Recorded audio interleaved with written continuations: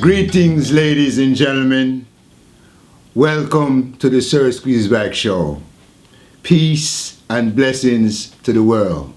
Today on the show, we have my good friend, Baby G from Squirrel Master Productions. Previously on the show, Baby G spoke about his thoughts on a few subjects, and today he will elaborate on a few of these subjects. Welcome to the show, Baby G. Thank you. Thank you for coming on board. So Not a problem. How you been? I'm doing fine. I'm doing all right. You know, from we spoke on the last show, we spoke, about some of the projects that you were doing with Schoolmaster, the Pardon, and the Suicide Piece. And I know you have other projects in place. Let us know what is Schoolmaster doing and how Schoolmaster has been moving along. Okay, so my history on Squirrel Master's production has been mostly sort of in the realm of a student film. Mm-hmm. They're not technically well done. Mm-hmm. My first film was a feature film at a considerable cost, but it got completed in 2011. Mm-hmm. After that, I lost my my business partner, and the productions have not been solid. Mm-hmm. Okay, and of course, Is that due to the loss of your business partner? I would say, look, I got to be honest. Without her, I couldn't have done it. Okay. Okay, without her, it would not have gotten to the point where it did. But after she left, I obviously continued going through with it, and then of course I had the cancer. And then after the cancer, there was the homeless thing, and then after the homeless thing, there was the COVID-19. Mm-hmm.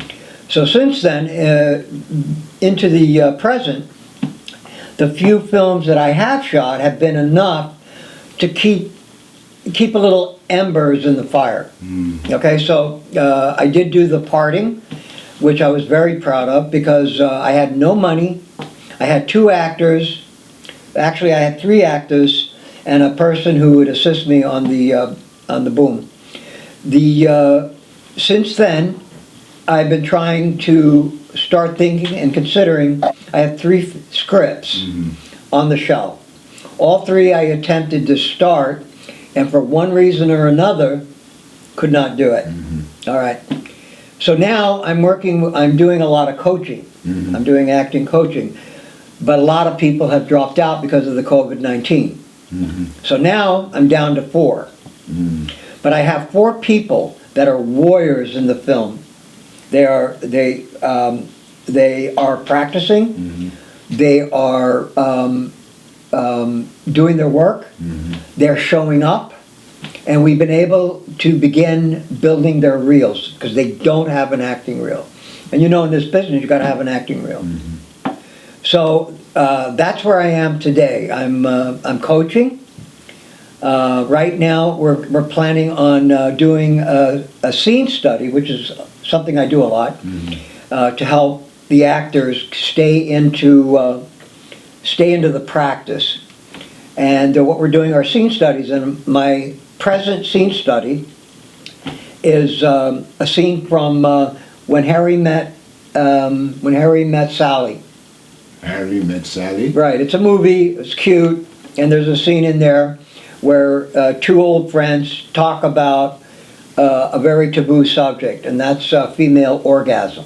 Mm. So it's a funny scene. It's very funny, it's cute, and it helps me get to see the actors feel the truth of character when their truth of self go, oh no, I can't do that. So is the reason you do this is to identify truth of self in the actor versus truth of character? My foundation for my coaching technique is the audience wants to see authenticity. Mm-hmm. Okay, audience wants to have a feeling. Mm-hmm. All right, it's the duty and the responsibility of the actor to perform the character. Mm-hmm. Okay, how you perform the character depends on how honest the truth of self can be to the character, not to themselves. To the character. The focus is on the The character. focus is on the character, and all the old school teachings has been theater. But on film, it's a different ballgame. Truth of self looks different on film than it does on theater. I'm not a Meisner enthusiast. Meisner was born back in the 20s. He wrote a book, and people are still following his thing. That's great. If people, you got to pay $10,000 a year to take a Meisner course and make it happen. And that doesn't guarantee you're going to be an actor. But you feel you could skirt around that? Yeah, I cut corners. I cheat a little bit. I cut corners. And how do I measure my success? It depends on the scene study. Once I do the scene study, my goal for the actor is, and the only thing I want to accomplish for my actor is, have you gotten better? Have you gotten better? If you haven't gotten better, listen, don't waste your time, get out. And better for you is what? How they feel about their truth of character. If they look at the scene study and the character is a lie, and it happens all the time, then they're not getting better. Okay? That's what the director's there for. The director directs the actor into the character. A coach helps him prepare for the introduction of the character. All right? A lot of Academy Awards have been made by people who have not been their truth of self, but has been the truth of the character. When you do your recruiting, in terms of the actors, I understand previously from talking with you that Facebook has limited you to actors for the tri-state. Is that correct? Facebook is that's a big topic. No, but briefly to say in terms of who you can reach right now. In other words, if somebody is in Kansas, somebody is in I'm California. limited. Yeah, I'm very limited. Facebook has a lot of things introduced into it that makes it difficult for me to recruit new people. Okay. And that's basically the nutshell on that. So overall, where would you say you're at right now with Squirrel Masters? Are you happy with, given the situation that we're facing now, with the progression that you made coming out of this situation? Are you pleased with where you're at? I'm always pleased where I'm at. I can only go as far as a step can take me. But right now, I feel like my battery's dead. And it's really, really hard to get that battery recharged. Thank you. So ladies and gentlemen, you see we're here with Squirrel Master, my good friend Baby G, Squirrel Master Productions. We'll be right back. I love New York. We love New York. We've been stuck inside our homes while our everyday heroes have been working overtime For New York to reopen and stay open. We all need to do our part and show that we care. Look, man. I wear a mask to protect you. You wear a mask to protect me. Let's all wear a mask to stop the spread of coronavirus and save lives. When we show up in the mask, we're showing up for each other. Show your love for New York. Because New York loves you.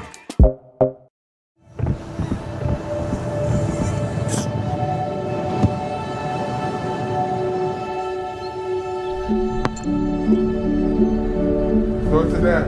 I don't remember how it started.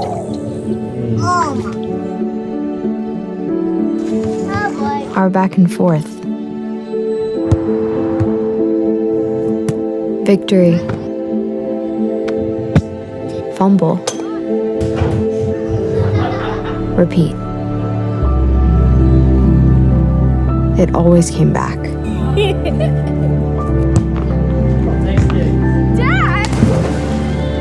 Okay, here we go, throw it! Yeah. You probably don't remember what you told me. That was perfect. But I heard every word. Nice.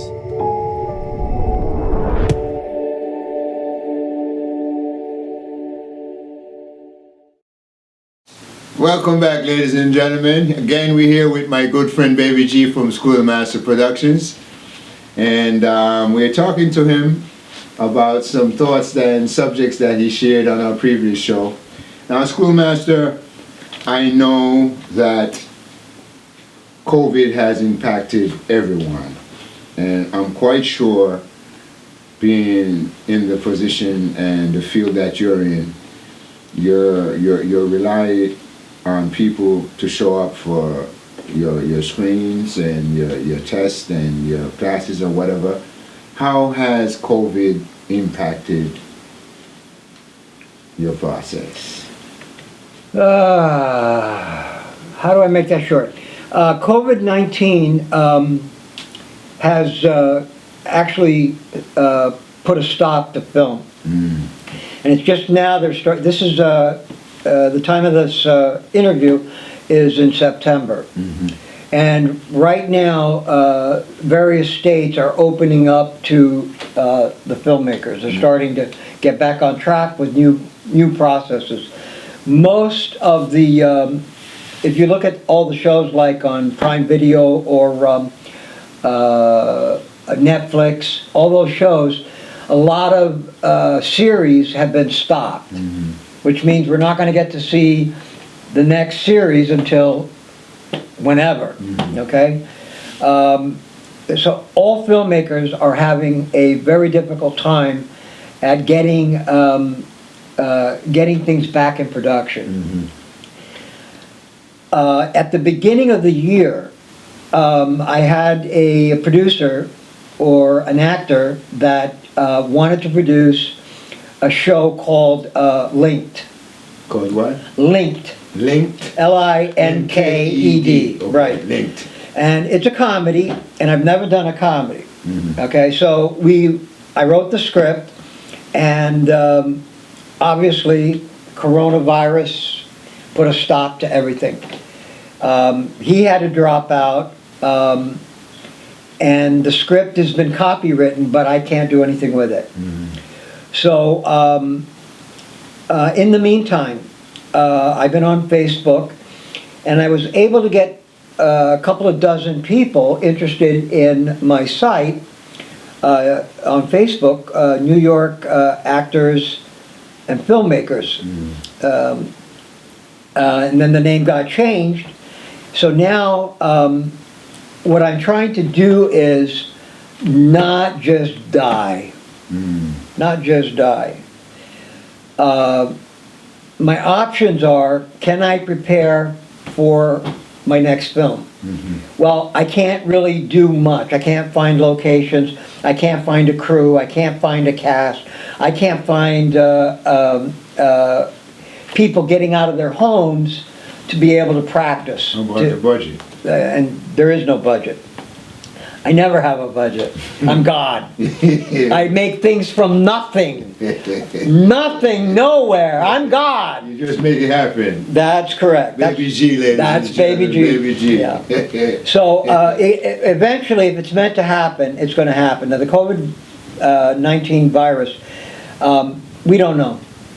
We don't know. But in the meantime, I've got 4 warriors in the film industry. I got 4 that have stayed the course.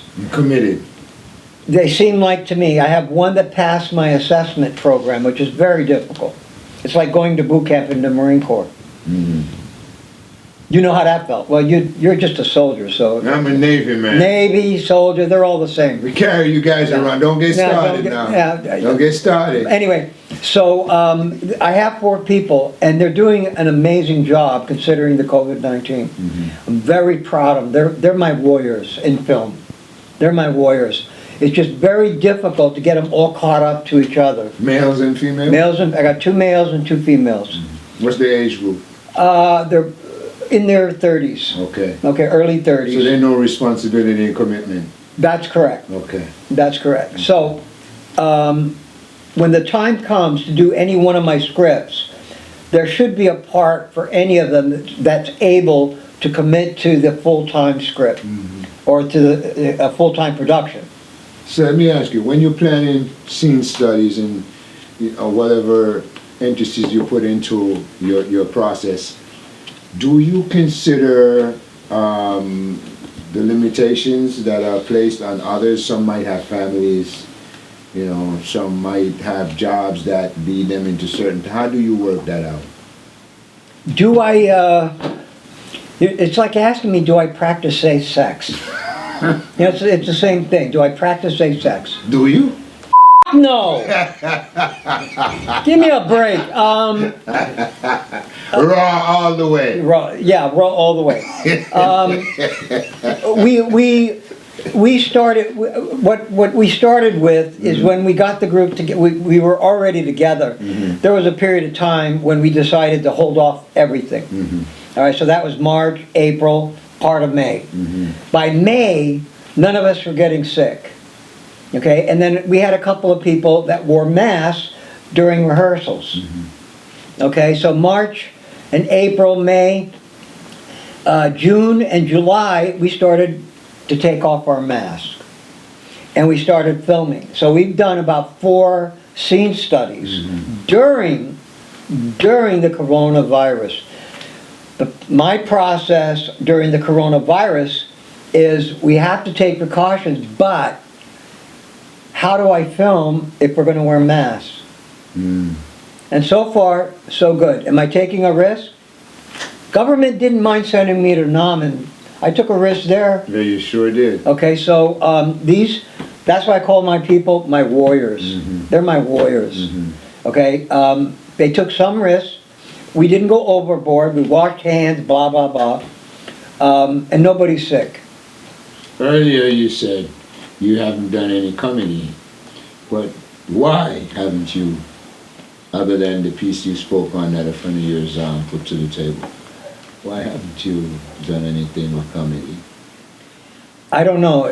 I had a script before, Going Nowhere.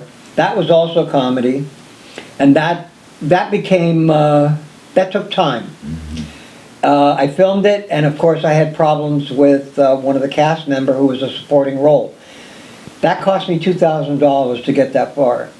When she bailed, I would have to spend more money to get her replacement and more time to do the film. I'm not accustomed to making situations prevent me from doing a project. But sometimes I got to take 5 steps back to get 2 steps up. Okay. And I got 3 scripts now sitting on a shelf, and there's not a hell of a lot I can do with it. Well, ladies and gentlemen, you heard it from Squirrel Master Production. We'll be right back. Thank you. I wear a mask for my fellow New Yorkers. My mama, who's a healthcare worker. Nurses and doctors. For my father. For the marginalized communities who don't have access to adequate health care. For my children. My community. Essential workers. Transit workers. The immunocompromised. I wear a mask so we can get back to work. Go to school. Share a meal. See a movie. Hug my friends. Dance together. Go to the theater. See our families. Continue to show support. Take care of each other. Save lives. Stay strong. There is a quote that says, a setback is nothing but a setup for a comeback. And that's what it was for me. After 14 years of solid employment, I got laid off twice within a year. Applying for jobs and not hearing back, I felt defeated. I felt like a failure, but then I found hope. I found an online program and got a certification in something totally new, something I never thought I would be able to do. I stepped out of my comfort zone, and I'm now a consultant in the tech space. So if you're unemployed right now, I've been there, but you gotta keep going. There is still hope. You will find something new. Welcome back, ladies and gentlemen. We spoke previously about Baby G being on the show and speaking about his thoughts on several subjects. We're going to touch base now with Baby G because you know today is September 8th, 2020, and next month is 1 month away from election, and you know the atmosphere that we're dealing with, and we really like to hear from Baby G, his take on the politics of this American nation. What's your take on the politics of the American political system, Baby G? Oh, don't like my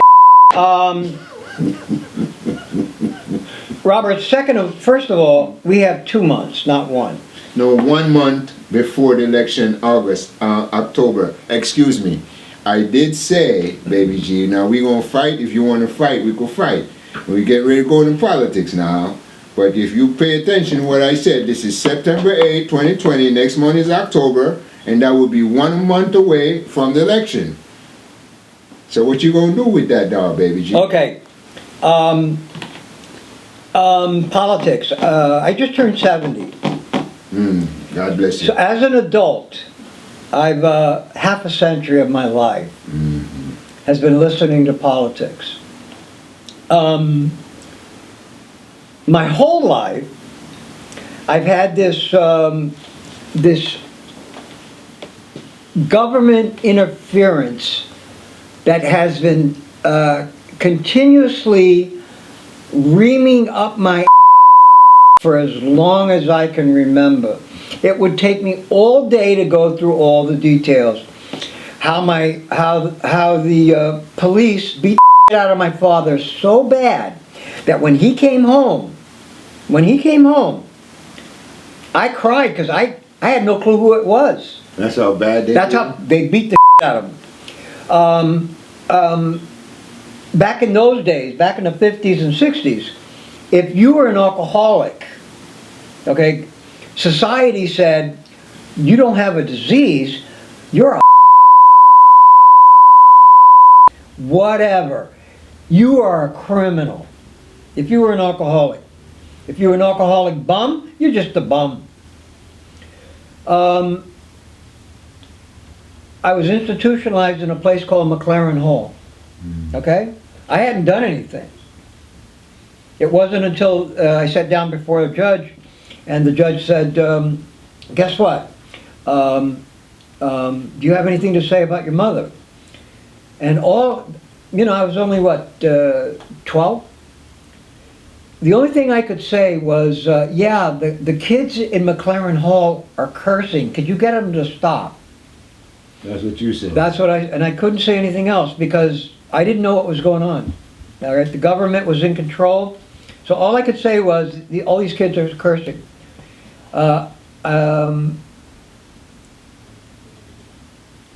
Then at 17, I decided, being in an institution, at that time too, another institution, at that time too, I said, at 17, I'm going to be a big bad Marine. I've been watching a lot of John Wayne movies. John Wayne, he pulls the grenade, he blows them up, okay? You wanted to do that. Oh, that's a propaganda at the time. But you wanted to do That's what I wanted to do. I wanted to go be like John Wayne. At the time, you go into service and you become a Marine. What they teach you is to hate. What they teach you is gooks are our enemy. Doesn't matter how old they are, how big they are, they're gooks. And then, of course, we heard about the Gulf of Tonkin. We heard about the Pentagon Papers. And that was the beginning of my real pay attention to government. So you were set up from that time to scrutinize anything coming out the political scenario. So now that we have a president that everyone seems to be against except his base, which I feel his base everyone should understand, I consider it to be expectations. I understand his father was in the Ku Klux Klan, and his grandfather was in the Ku Klux Klan. So I would have to think that he has some of that in him. But either way it goes, on the other side you have a gentleman who's running who has been in the political system his whole life. So what is your take on what we should expect come November? Well, nobody believes what I say about possibilities.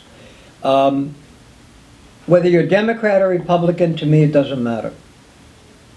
It doesn't matter. If you're liberal or if you're conservative, it doesn't matter because it's all shit. It's been shit for as far back as I can remember. It's just not until the last decade that I realized it's all shit. It's all bullshit. It's propaganda. Look on your TV. It's all propaganda. It's all aimed at the white middle class bullshit system. All of it. You watch your TV? Just up until the last 20 years. I mean, now we have shit everybody. We got everybody's part of the game. Biden is a good man. I trust him, but he's also a party man. And I don't trust the party. My friend and I, Bill, he's a party man, and God bless the blue. God bless the blue. And I keep telling them on the blue, I want to own a rifle. I want to own a gun. And I'm going to get one as soon as I can afford one. But what's the problem with that? That goes against the policy of the blue. Why do I want a gun? I want a gun because if the breaks loose and law and order breaks down, we have a civil war, we have riots in the streets, there ain't going to be no food. Then you got to be able to get. And I'm going to be protected. I'm not with you either. I'm dead serious. I believe you, Marie. So it's been a long time since I held a rifle, but okay. My fear is that the Constitution is being burned. Okay? How long before it's totally gone? And what's to stop it? We can only rely on Pence. If Pence doesn't do it, the only thing left to do is a coup. That's my honest belief. There are only two ways to stop Trump. If he does, and that's if he accepts the conditions of the election. And you know what he's doing on that. Yeah, he's not accepting it. No. He's already setting that He's setting it up. That table up to play that. Adolf Hitler did exactly the same thing. Adolf Hitler did exactly the same thing. But guess what? Before we go any further, if that's what your plans are, Mr. Trump, that's a no-no. Trying to tell you that. That's a no-no. Ladies and gentlemen, you have heard the Squirrel Master talk about his business, his occupation, what he's doing with Squirrel Master Productions. And he has given you his view and the impact that COVID has brought to the table and how he feels about the scenario. And he's giving you a brief view on his take on the politics of America. And I want to thank him for tuning in with us again. And I'm looking forward to going further with this. Like this is part 2 of the Squirrel Master. So ladies and gentlemen, I want to thank you for tuning in to the Sir Squeezeback Show. And I want to thank my good friend Baby G for coming on the show. And I want to thank, as you already know, AC, ABC, Alan Carlton from Barbuda. One love. Country style. Yes, ladies and gentlemen, we're here with one of the customers, loyal customer, Janet. Yeah. I say you come get some country style food. Where you come get? Carrigo rice and some macaroni. How you like the food? Every day I come here, so the food always good. Always. Yes. And listen to me, how is the service? How is the customer service? Oh, customer service is always on A. You know? So, definitely. What you want to tell the people if them ever pass through the area of 1195 Walton Avenue, what they should do? They should come through and get some good food, especially on Saturday. Get the, what is it, cow foot soup? Oh my God. One love. Yes. Thank you. Thank you, Janet. Definitely. Thank you. Thank you. God bless.